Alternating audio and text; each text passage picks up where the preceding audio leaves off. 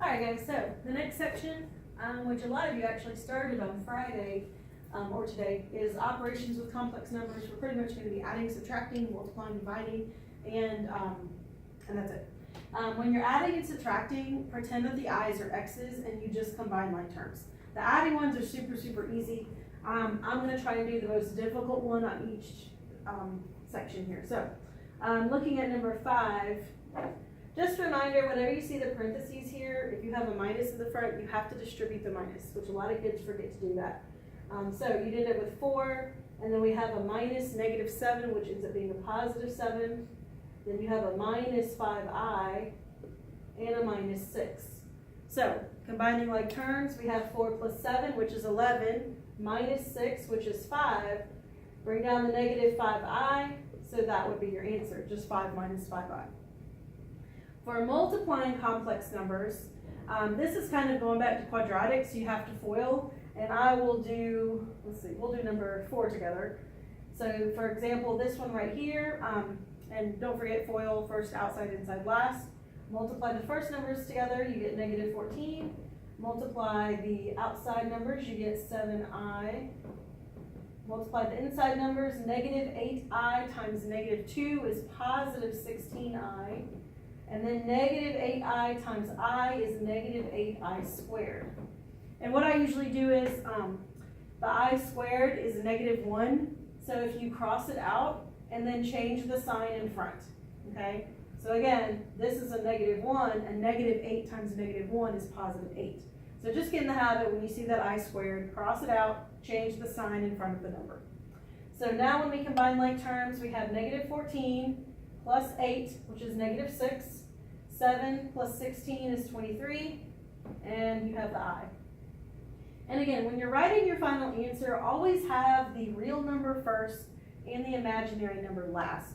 You always want to use this format for your final answers, A plus BI. On the next page, the last one I'm going to do with you, let's scroll down. I'll do letter D, and I'll do one of the dividing radicals for you.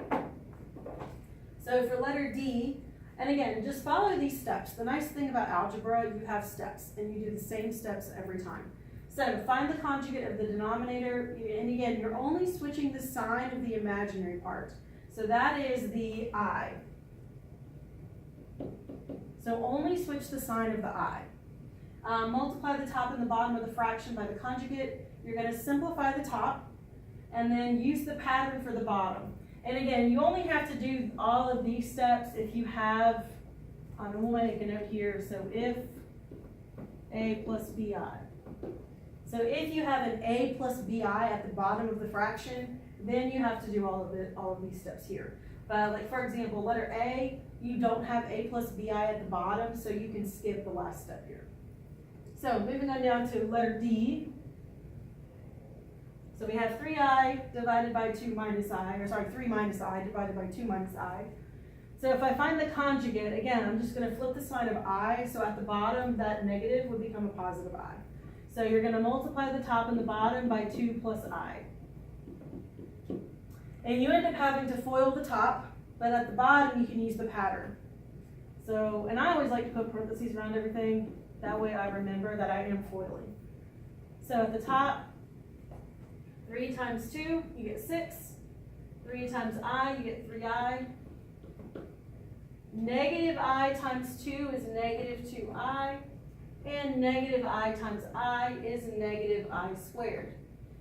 In this case here, you can, again, cross out the I squared, change the sign, and we know it's going to be a 1 because you do have to have a number there. So, and again, this is -1, so -1 times -1, +1. And then at the bottom, you can use the pattern. So square the first, and again, when I say first and last, you're only looking at the first number and the last number every single time, and it'll work this way. So square the first, you get 4. Square the last, you get I squared. Go ahead and put a minus in the middle before you simplify that I squared. You're always going to have a minus to start with. And then again, cross it out, change the sign. I'm going to turn this into a 1. Because again, I squared is -1, -1 times negative, +1. Simplifying the top, I end up with 6 plus 1, which is 7. 3 minus 2 is 1. And again, you can put one I if you want to, but you don't have to. You can leave it as the I if you want to. And then at the bottom, you have 5.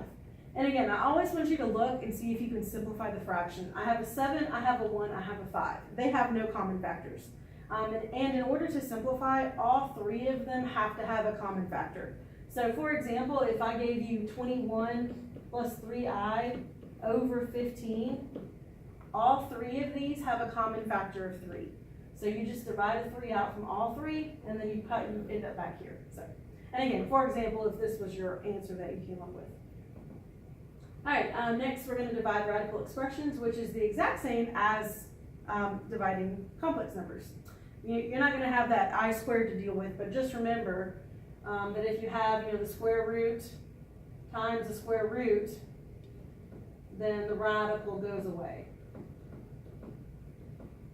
And you're kind of left with what's underneath. So like if you have radical 3 times radical, or actually you end up the same radical. So let's say radical x times radical x, you end up with just x.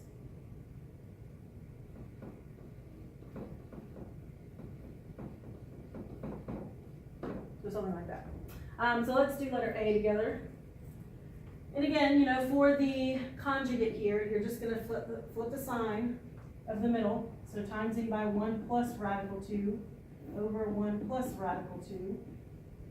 So at the top, you're going to distribute the 5. And again, go ahead and put everything in parentheses. That'll help you. So 5 times 1 is 5.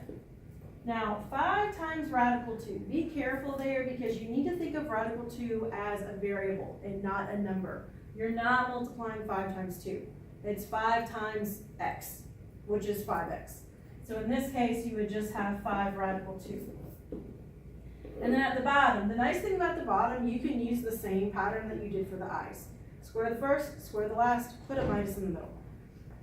So squaring the first number, I get a 1. Squaring the last number, and you got to think about it, you're squaring a root 2. So if I take radical 2 and I square it, this is when the radical goes away and you're just left with a 2.